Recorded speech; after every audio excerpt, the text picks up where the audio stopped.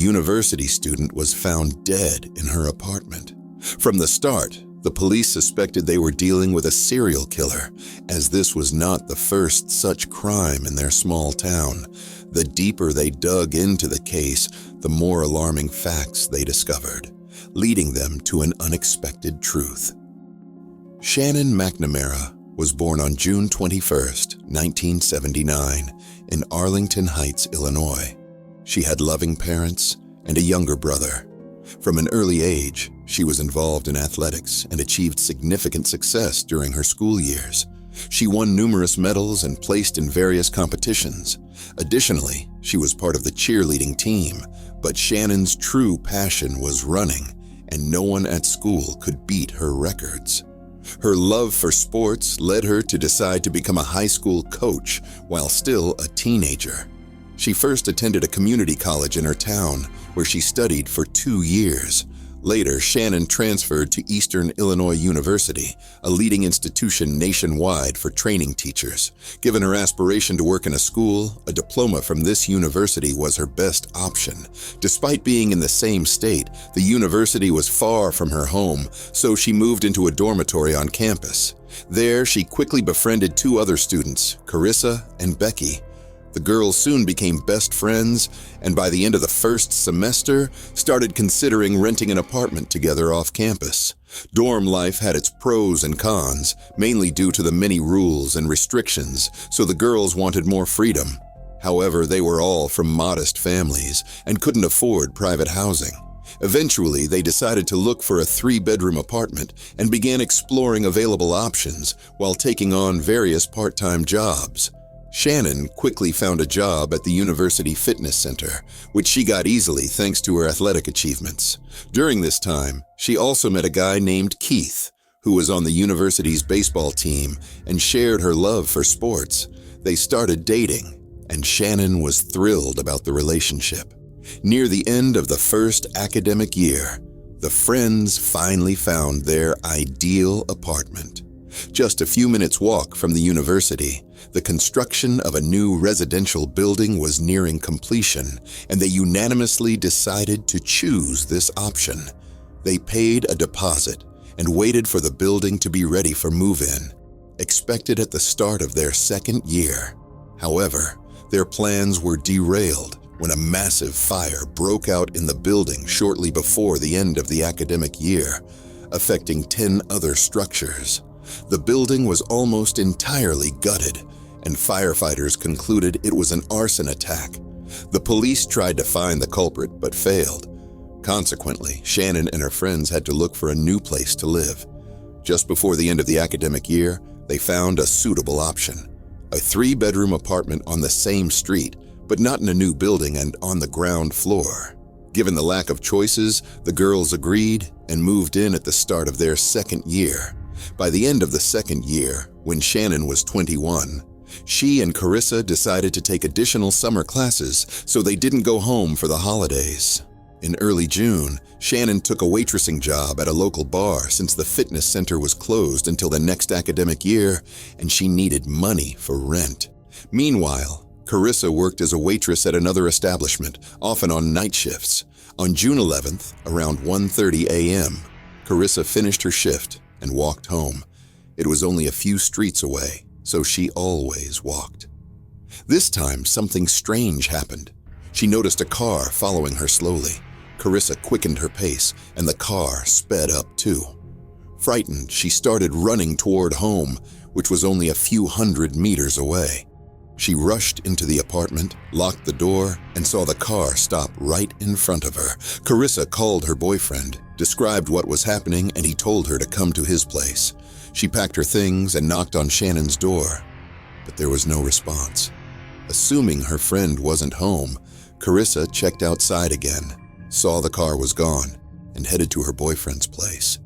The next morning, around 8:45 a.m., her boyfriend drove her back home and left. When Carissa started unlocking the door, she noticed the top lock was not secured. Thinking Shannon must be home, she entered and was met with a horrifying sight. Shannon lay on the living room floor in a pool of blood, almost entirely unclothed. Shocked, Carissa ran to the neighbors and called 911. Officers arrived within minutes and immediately realized they were dealing with a murder. Shannon's upper clothing was pulled up and her lower garments were missing. Her arms were raised above her head, and the medics suspected someone had positioned them that way after her death, as it looked unnatural. They also found multiple wounds and abrasions on her body. Local police quickly sought help from the state police, not only because they lacked resources for such cases, but because a similar murder had occurred in the same area almost exactly 2 years prior, remaining unsolved. On June 29, 1999, the body of 23-year-old Emmy Warner was found in her apartment, just minutes from Shannon's home. Detectives quickly noticed many similarities between the cases.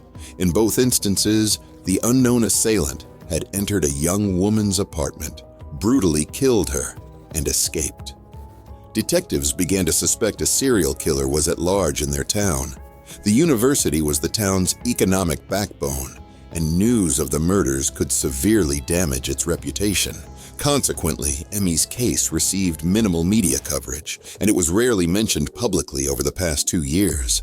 Now, with a second murder, the police were under pressure to find the culprit quickly. While forensic experts examined the crime scene and Shannon's body, detectives started questioning the initial suspects. Shannon's boyfriend, Keith, said she had come to his place the previous evening and they met with mutual friends. Shannon decided to go home late at night while Keith stayed with friends. A few hours later, Keith decided to head home but stopped by Shannon's place first. According to him, she was fine when he left. Detectives also listened to Carissa's account of the strange car following her that night. Comparing the timelines, the police concluded that when Carissa returned home, Shannon was with Keith and their friends. Given that Keith was at Shannon's apartment on the night of the murder, detectives were hesitant to rule him out as a suspect. Keith maintained his innocence, but theoretically had the opportunity to commit the crime. Another suspicious detail was Keith's initial refusal to provide a DNA sample, although he eventually agreed. Meanwhile, investigators searched not only the victim's apartment but also nearby trash bins. This standard procedure often yields crucial evidence discarded by criminals. In this case, police found a bloody kitchen knife in a garbage container across the street. Carissa identified the knife as part of their set, and it was sent to the lab for analysis. Carissa herself was not immediately cleared of suspicion. Her story about the mysterious car and walking to her boyfriend's place seemed odd to the detectives. They also learned that she had intense arguments with her boyfriend. A few weeks earlier, he had drunkenly come to her apartment, kicked down the door when she refused to let him in, and then apologized and installed a new door the next day. For the detectives, this incident was another reason not to dismiss him as a suspect. Forensic experts reported finding several intriguing clues. They discovered a large cut in one of the apartment's window screens, suggesting the perpetrator had entered through it. The absence of forced entry marks on the front door supported this theory. Experts speculated that Shannon was attacked while sleeping, as signs of struggle led from her bedroom to the living room, where her body was found. In the apartment, investigators found several potential clues. These included a piece of a rubber glove, the handle of a utility knife, and a blade. But the most intriguing find was a folded-in-half bank card. This card did not belong to any of the women living there, and it bore the name Anthony Mertz. While detectives investigated who Anthony Mertz was, medical examiners completed their examination of the body. They determined that the cause of death was strangulation. A rag was found in the victim's mouth, and there were bruises on her neck. Additionally, there were numerous stab wounds and abrasions all over her body, so many that the examiners lost count. They also concluded that some of these injuries were likely the result of self-defense. Shannon appeared to have fought back against her attacker, as evidenced by foreign skin particles found under her nails. These particles were sent to a lab for DNA analysis, a process that would take several days. The examiners also determined that the victim had been sexually assaulted, but no biological samples from the assailant were found. The detectives now had to wait for the DNA results from the skin particles under Shannon's nails. In the meantime, they focused on finding the man whose bank card was discovered in Shannon's apartment. The fact that it was folded in half suggested it might have been used to try to open the front door. However, the police realized this method wouldn't have worked with the new locks installed by Carissa's boyfriend, which were more secure. This led them to believe that the attacker initially tried to break in through the door, but when unsuccessful, cut a piece of the screen with the utility knife and entered through the window. Despite these theories, the detectives weren't certain if the bank card was related to the murder. The apartment was home to 3 women who often had friends over, and one of them could have simply dropped their credit card there. They discovered that the card's owner, 24-year-old Anthony Mertz, attended the same college and lived directly across the street. When they went to speak with him, he wasn't home. However, they quickly learned he was at a neighbor's apartment. Detectives found Anthony sleeping on the floor in the living room and woke him up. Anthony claimed he had been drinking with his friend all night and hadn't left the apartment. The last thing Anthony remembered was watching a cartoon on TV around 2 a.m. His friend confirmed they had been drinking together, but added that he had gone to bed and hadn't seen Anthony until the morning. During their conversation with Anthony, the detectives noticed bruises and cuts on his hands. Anthony explained that he had accidentally broken a shot glass the night before and cut himself on the glass. He also stated that he didn't know Shannon or her roommates, though he occasionally saw them because his apartment was across the street from theirs. Regarding the credit card, Anthony claimed he had lost it the day before. The detectives were skeptical and obtained a warrant to search both Anthony's and his friend's apartments, as well as for DNA samples. In Anthony's apartment, they found a box of rubber gloves similar to the one found at the crime scene. Additionally, Anthony had several books written in Germany in the 1930s and 1940s, as well as books on making explosives. When investigators examined his computer, they found that he had turned it on at 3:29 a.m. Considering Anthony's last memory of watching a cartoon at 2 a.m., this struck detectives as odd. They also discovered that his email address was serialkiller2000. Further, they found highly explicit and disturbing photographs on his computer. The images included photos of adult women with animals and pictures of minors. This was enough to bring Anthony into custody. There, they asked him to remove his shirt, revealing more scratches and bruises that couldn't be explained by the broken shot glass. Anthony continued to deny everything, but at one point, he asked the investigators, "Why haven't I been arrested yet?" Given the child pornography found on his computer, the police had enough to arrest him, which they did later that evening. They were still waiting for the DNA results, as the process took longer in 2001. With Anthony now in custody, the detectives had time to investigate him further. They found out that he had served in the Army for several years before enrolling in the university. Anthony had several prior arrests for drunk driving and fighting. A few months earlier, he had been arrested after inviting a couple he didn't know to his home. Anthony had started making advances toward the woman, which led to a fight with her boyfriend. Police also contacted Anthony's friends from the Army, who said he never showed obvious signs of aggression, but drank heavily. One friend recalled visiting Anthony after their service and noticing newspaper clippings about a woman's murder on his wall. The timing suggested these clippings were related to the murder of Amy Warner 2 years earlier.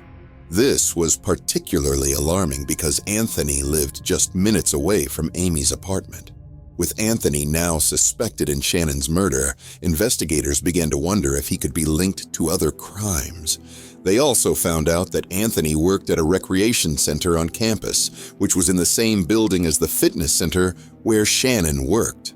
However, other employees pointed out that these facilities were not connected, and their shifts didn't overlap. One of Anthony's coworkers shared an interesting observation. He had seen Anthony stand on a sink, move a ceiling tile, and then put it back. When Anthony left, the coworker checked the tile and found a gun hidden there. This was suspicious. Why would Anthony bring a gun to work and hide it?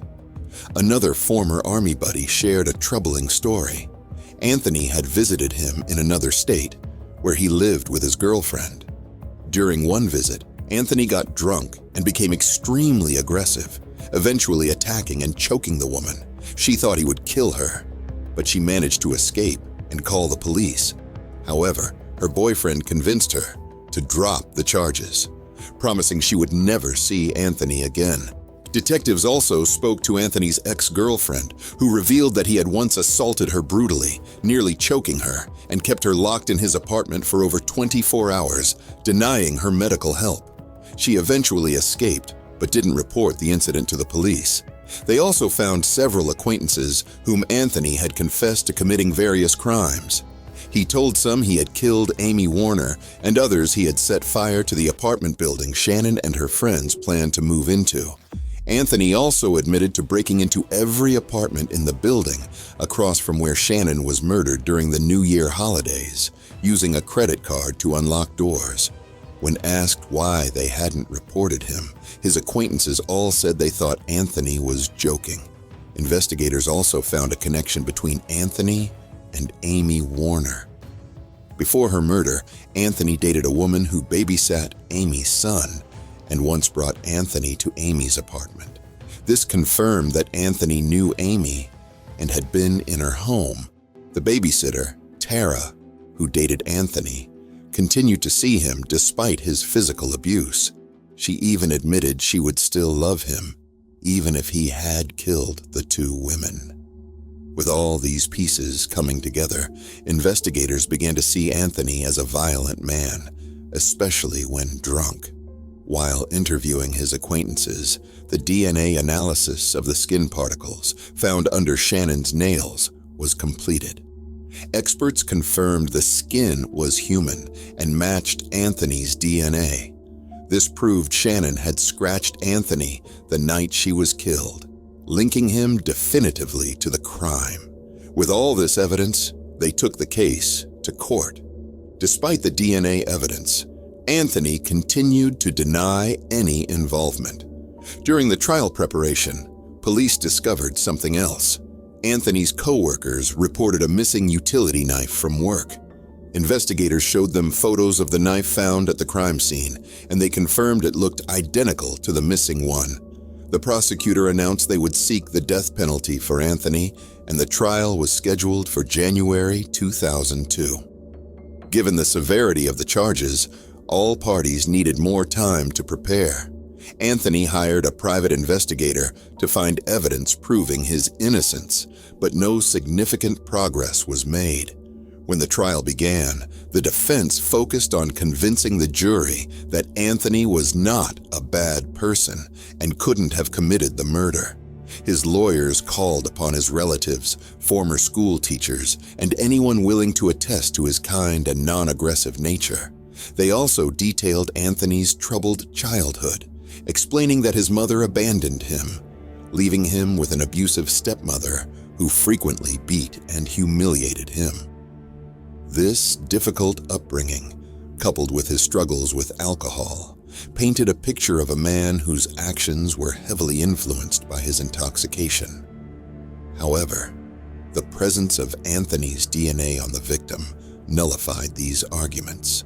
On January 12, 2002, the jury found Anthony guilty of murder, sentencing him to death.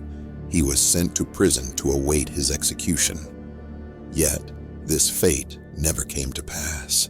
In 2011, the governor of Illinois imposed a moratorium on the death penalty, commuting Anthony's sentence to life imprisonment. Regarding Amy Warner's murder, Anthony's involvement was never proven. The absence of foreign DNA on her body left the crime unsolved. Shannon's murder had a profound impact on her classmate, who enrolled in self-defense classes as a result. Determined to empower other women, she eventually founded her own self-defense courses, which trained over 50,000 individuals, making them some of the most popular in the country.